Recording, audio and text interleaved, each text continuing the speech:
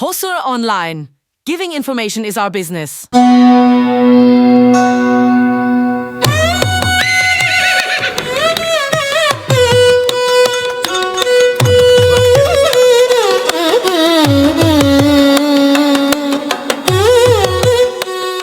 ஓசூர் அடுத்த தேன்கனிக்கோட்டையில் பழமையான லட்சுமி நரசிம்மர் கோவில்.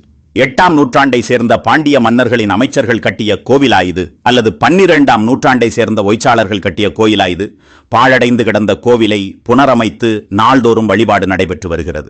தேன்கனிக்கோட்டை பேட்டராய சுவாமி கோவிலில் இருந்து சுமார் 2 கிலோமீட்டர் தொலைவில் மலைபாங்கான பாறைகளின் உச்சியில் பழமையான கோவிலை 2004ஆம் ஆண்டு வாக்கில் புனரமைத்து கோபுரங்கள் கட்டி நாள்தோறும் வழிபாடு நடத்தி வருகின்றனர்.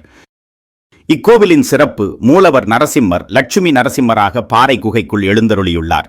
வரவேற்பு மண்டபத்தில் உள்ள தூண்களில் ஒன்றில் மீன் சின்னம் பொறிக்கப்பட்டுள்ளது. மீன் சின்னம் பாண்டியர்களின் அடையாளம் என்பதால் பாண்டியர்கள் கட்டிய கோவிலாக இது இருக்கலாம் என கருத்து நிலவுகிறது. கோவிலின் உள்ளே நுழைந்தவுடன் பழமையான சிற்பக்கலை தூண்களை கொண்ட மண்டபம் நம்மை வரவேற்கிறது. இங்கு தூண்களில் உள்ள சிற்பக்கலைகள் நம்மை திகைப்பில் ஆழ்த்துகின்றன. நரசிம்மர் 9 வடிவங்களில் ஒரு தூணில் காட்சி தருகிறார். சில தூண்களில் பாலியல் சீண்டல் தொடர்பான கலைநயத்துடன் கூடிய வடிவங்கள் செதுக்கப்பட்டுள்ளன. மற்றொரு தூணில் குதிரை, ஒட்டகம், ஆமை, மீன், வாத்து போன்ற விலங்குகளின் வடிவங்கள் செதுக்கப்பட்டுள்ளன. வரவேற்பு மண்டபத்திற்கு பின்புறம் சிற்பக்கலை அல்லாத தூண்களை கொண்டு மற்றொரு மண்டபம் உள்ளது. மூலவர் வீற்றிருக்கும் இடத்திற்கு நேர்மேலாக மற்றொரு மண்டபம் கட்டப்பட்டுள்ளது.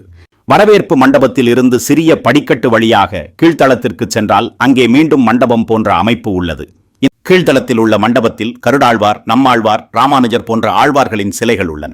ஆழ்வார் சிலைகளுக்கு அருகே சிறிய நுழைவாயில் உள்ளது.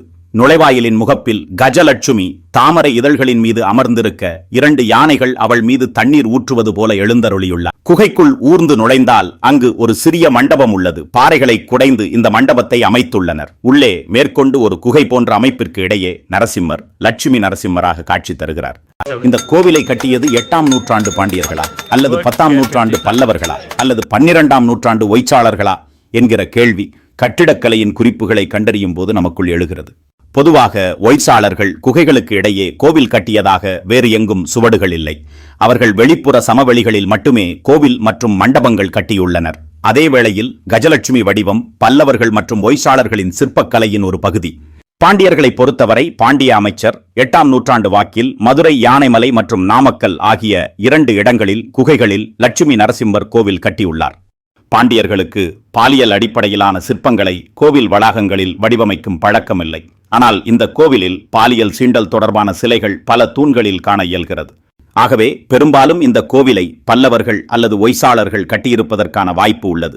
வரலாற்று வல்லுநர்கள் அகழாய்வு மேற்கொண்டால் மட்டுமே இக்கோவில் எவ்வளவு பழமையானது என்கிற தெளிவான தகவல் கிடைக்கும்.